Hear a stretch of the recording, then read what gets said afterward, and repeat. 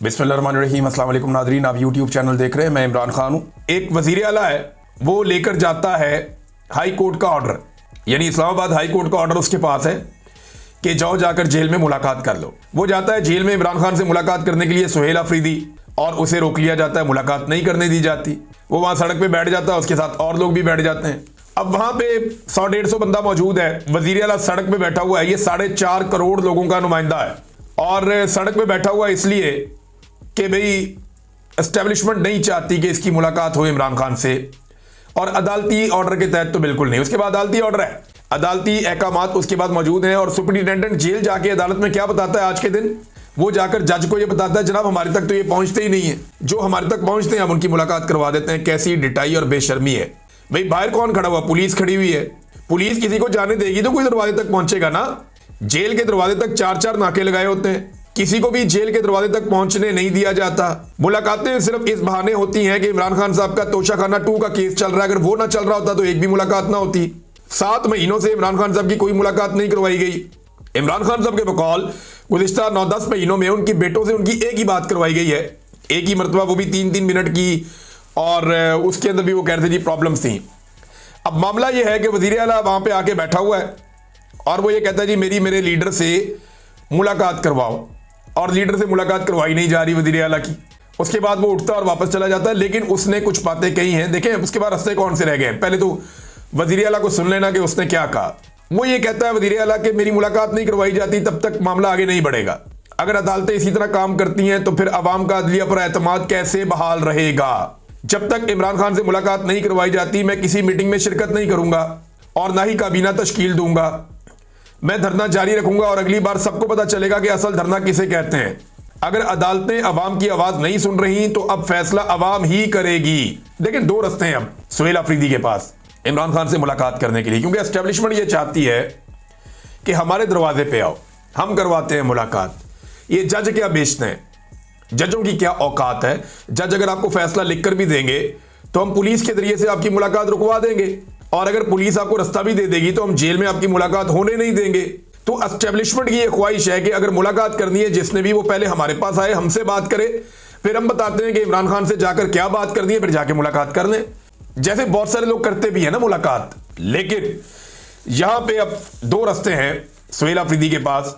Number 1 रास्ता तो deal वाला रास्ता है कि अच्छा बच्चा बन जाए और एस्टेब्लिशमेंट के सामने सरेंडर कर दें। अब यही काम करने की वजह से जो है वो गंडापुर साहब की कुर्सी चली गई, वो अच्छा बच्चा बन गए थे। लिहाजा सुहेल अफरीदी के लिए ये रास्ता अडॉप्ट करना थोड़ा मुश्किल है।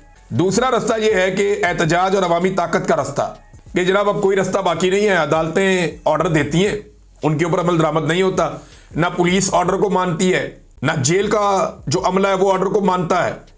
एस्टेब्लिशमेंट वैसे ही उसे जूते के नोक के ऊपर रखती है अदालत के ऑर्डर को।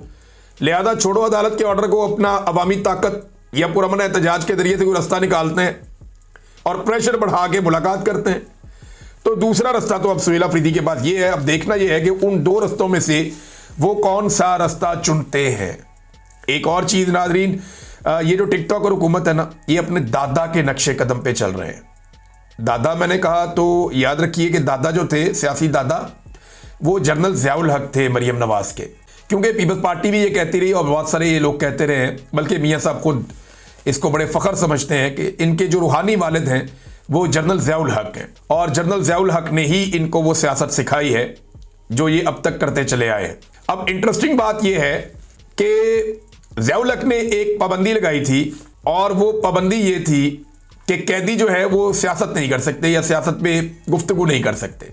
यानी जितने कैदी हैं ना, चाहे वो थाने के अंदर बंद हैं, जेल के अंदर बंद हैं, वो सियासी गुफ्तगू नहीं कर सकेंगे, उन्हें इजाजत नहीं है कि वो सियासी बातचीत कर सकें।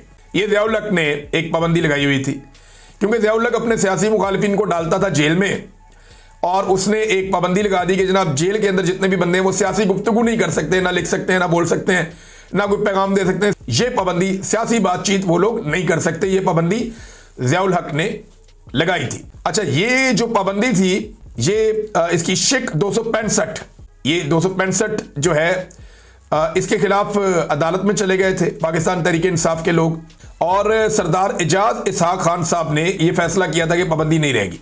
उन्होंने इजाजत दी थी कि कैदी सियासी बातचीत कर सकता है। पाकिस्तान में डेमोक्रेसी है, एक जमहूरी मुल्क है, ये क्या होगा, कैदी किताबें लिखते हैं, पूरी दुनिया के अंदर कैदी सियासत करते हैं, जेल के अंदर से लोग बहुत सारा कुछ करते हैं, लेकिन ये क्या हो गया कि सियासी गुफ्तगू नहीं कर सकता कैदी। तो इजाज इसहाक खान साहब ने यह फैसला दिया था कि ये पाबंदी नहीं लग सकती, लेकिन पंजाब हुकूमत ने दरखास्त दायर की ज़िया-उल हक के नक्शे कदम पे चलते हुए और उसकी रूह को ताज़ा रखने के लिए और ज़िया-उल हक की जो सफाकियत है उसको जिंदा करने के लिए इन्होंने जनाब दरखास्त दे दी, अपील में चले गए और अब एक बेंच बना और उसने जनाब वो फैसला मुअत्तल कर दिया। मैं आपको सिर्फ एक सुनवाता हूं कि नवाज शरीफ ज़िया-उल हक के बारे में क्या कहता था। ज़िया-उल हक पहला आदमी है जिसने सियासत के अंदर बड़ी मुस्बत चीजें लेकर आया, बड़ी डिसेंसी लेकर आया, बड़ा कमाल उसने ज़िया-उल हक ने काम किया। मैं चाहूंगा कि उसकी इन पॉलिसीज को जारी रखूं।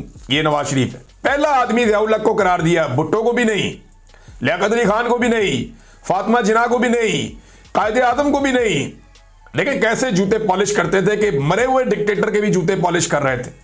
ये जनाब नवाज शरीफ साहब थे और आज उनकी बेटी ने साबित किया कि अपने रूहानी दादा जनाब ज़िया-उल हक साहब को वो फॉलो करेंगी और उसी रास्ते पर वो चलेंगी और उस रास्ते पे चलते हुए उन्होंने साबित किया कि जैसा ज़िया-उल हक था वही सोच जो ज़िया-उल हक की सोच है, वही आज नवाज शरीफ की और मरियम नवाज की सोच आज भी जिंदा है और ये उसी रास्ते पे चल रहे हैं।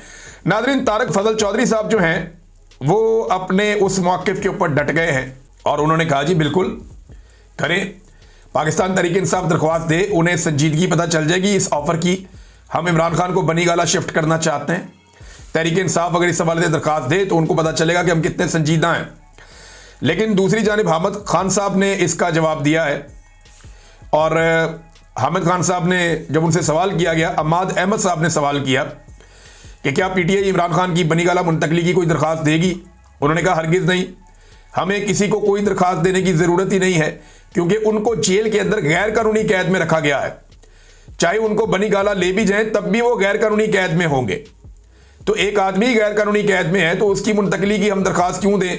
ये जनाब हामिद खान साहब ने इसके ऊपर अपना मौक़िफ़ दिया है। अब तक के लिए इतना ही, अपना ख्याल रखिएगा, अपने इस चैनल का भी। अल्लाह हाफ़िज़।